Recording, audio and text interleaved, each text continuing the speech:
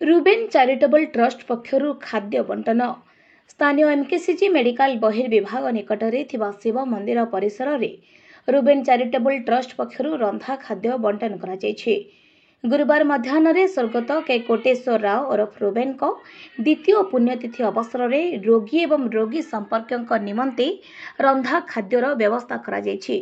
ट्रस्टर बहु सदस्यों सहयोग में बंटन कार्यक्रम अनुष्ठित होइछि।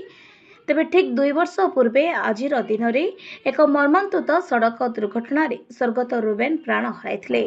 सही दिन को स्मरणीय करने निमंते आज ट्रस्ट तरफ एपरी एक निहार कार्यक्रम आयोजन करा सान भाई के लक्ष्मण राव सूचना देछन्ते।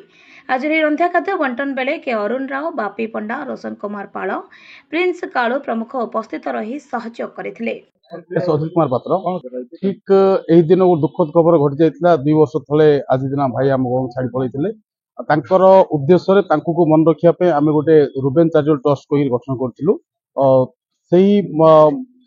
सांग को मन पकई प्रति वर्ष यही दिन में आम किसी ना कि भल कम करूँ आज मेडिकल पाखरे आम खाद्य बंटन करूँ प्रति वर्ष किसी भल कम कर ये रखीचु।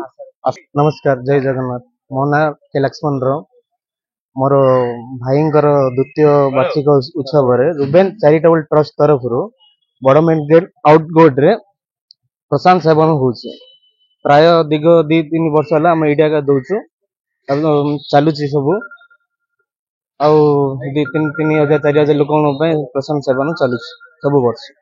प्रदीप बेहरा ब्रह्मपुर महानगर निवासी आज्ञा यह एक महत्वपूर्ण कार्य तांकर जो भाई सांगसाथी जो रुबेन चैरिटेबल ट्रस्ट को आखि आगे रखी भीतर जो मन भीतर जो आशा आकांक्षा थिला समाजर सेवा करी सेटा को आखि आगे रखी आज भाई सांगसाथी समस्त मिसी आज एठारे प्राय 3,000 ऊर्ध्व लोकों मेडिकल परिसर में आसी खाद्य बंटन कर मु एवं आम ब्रह्मपुर महानगर निवासी तरफ आम हार्दिक स्वागत करुचु।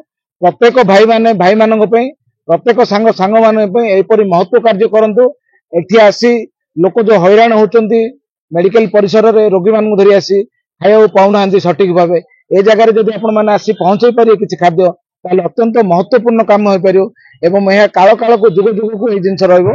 मु समस्त को से साधुवाद जनाऊँगी आयोजक बंधु मान जो मैंने सहयोग कर समस्त को साधुवाद जनाऊँगी एवं सबु भाई मैंने सबु सांग मैंने एपरी समस्त महत्व चिंता करंतु एवं किसी भल काम करंतु संसार रे जो भाई आमर चली जाते रुबेन भाई मन भीतर जो समाज सेवा कर आशा थिला से आशा को पूर्ण करंतु समस्त सहयोग करंतु।